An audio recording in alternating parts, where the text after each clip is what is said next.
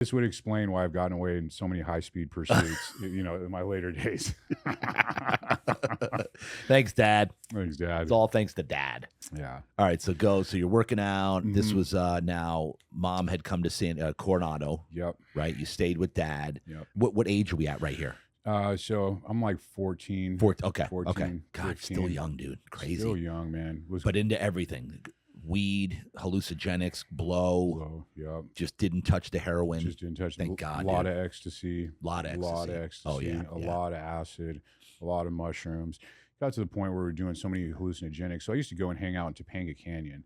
And so Topanga Canyon was like where all the hippies moved in from. And in LA, they all moved up to Topanga Canyon. Yeah. And so all the kids that were my age, our parents or that generation was of that era. Yeah.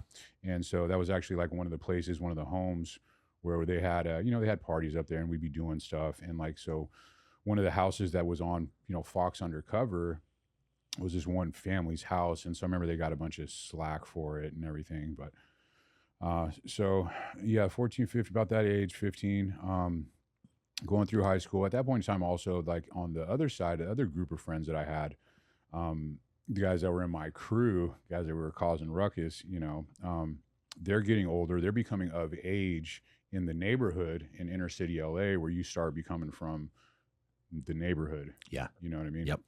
And so late 90s was the time frame. That's when that whole Rampart scandal was happening. The cops were pretty much just another gang. Right. We'd be in the neighborhood. They would, all that stuff is real. Like they would literally beat dudes up and then take them to the wrong neighborhood and go make them get out of the car. And that would be a possible death sentence. If they're saw by another gang, they would just smoke them. They'd just shoot them. Yep. So that stuff was happening. Or you'd pull up at a light and a cop pulled up next to you. And if like you turned and looked at him, they'd be like, what the you looking at? And cut you. Like they were gang banging on people. They were literally a gang. Yeah. A lot of them were gang members too. And so guys were getting from the neighborhood and, back then guys are doing a lot of serious stuff, man. One buddy specifically that I grew up, that I'd known since I was younger and was a little bit older now, is from the neighborhood. He used to like to smoke Sherm. He used to like to smoke PCP. Oh, geez. And he would get on a he liked to go shoot people when he. Oh, really? Yeah, he liked to go shoot guys. So he'd like to go shoot people from rival gangs. So he'd get high and go smoke dudes, man. And this was like his thing, and be like, no, like let's go hang out with some chicks, man. Like, no, let's go smoke. I'm like, good. I'm gonna go hang out with some girls. Wow. And so, because when you're smoking that, there's it's not reality. No, yeah, yep. And so. That got pretty crazy, and then so all the bodies were then like all the murders were special circumstances, and what that means is they were like bodies were overkill. They'd have like 6-7 bullets in the head, 20 bullets in the body, like real crazy stuff, man. Wow. Yeah, and got pretty bad. It got really bad. It was just ended up being on FBI's most wanted list. Ended up being on there with some other well-known people, so I'm not going to say who that is because I'm not going to put his identity out there. But yeah, it got crazy, man. Ended up being wanted for like 35 or so homicides. Good Lord. Yeah, and that's just what they were aware of, and ended up getting him, I think, for about 5. Trying to give him the death penalty, didn't get it. Got like 4 or 5 life sentences with 150 or 60 extra years on top. Yeah. Yeah. So, wow. Yeah. Pretty wild, man. And so things like, so I was like, guys were coming up missing, guys were getting locked up for a lot of time, things were pretty serious. And at that time, so I was playing football, decided not to play football. How are you playing sports when you're doing that many drugs?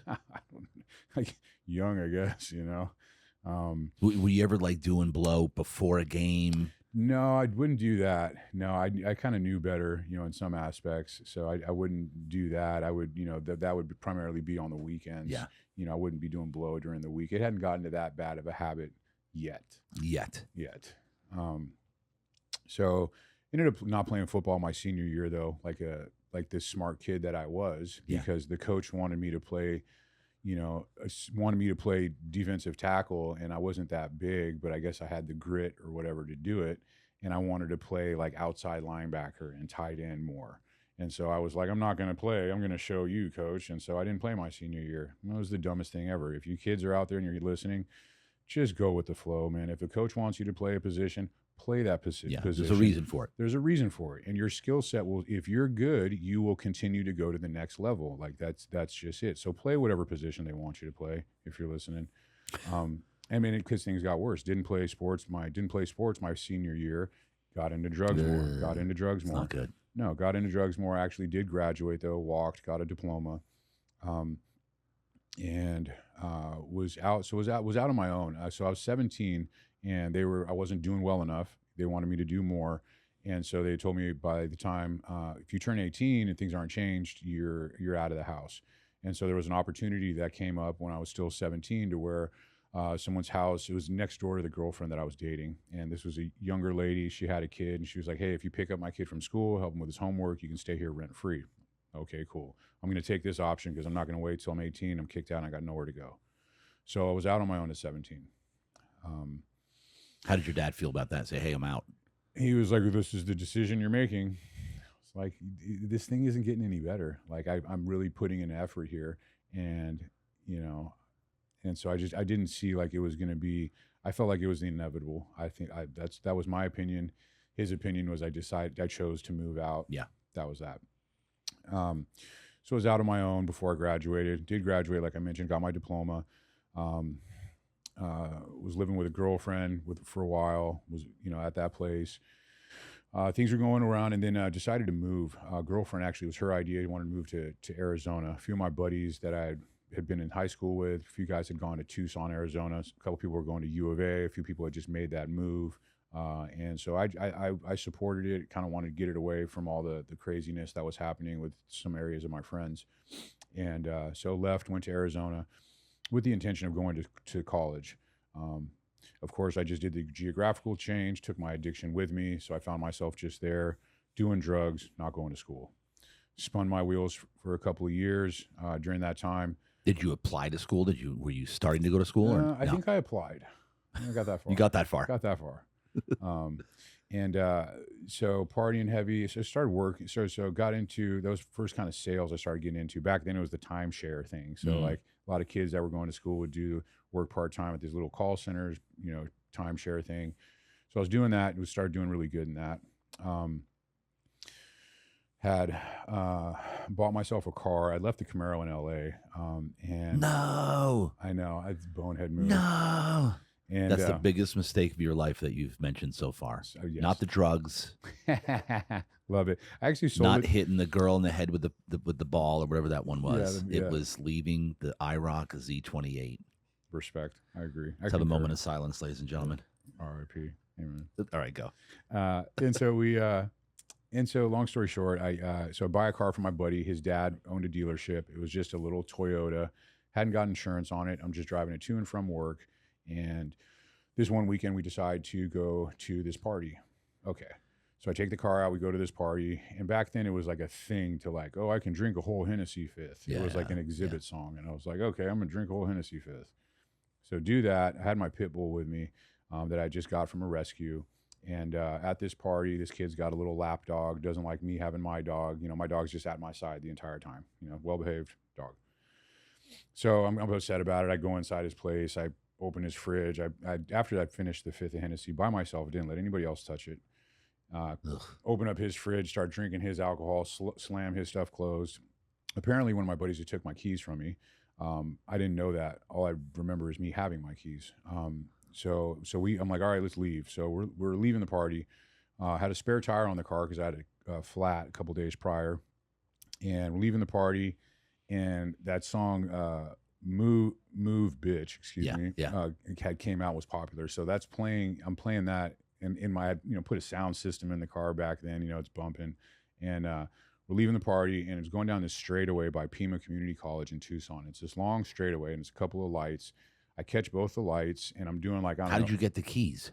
I guess they gave them back to me. They did? Yeah. Oh, I didn't know they even took them from me. So I just remember leaving. We're in the car, and I'm in the car. You know, buddy's in the front, two guys in the back, dogs in the middle, and my buddy's trying to talk to me. And I remember telling him like, be quiet. I'm trying to drive.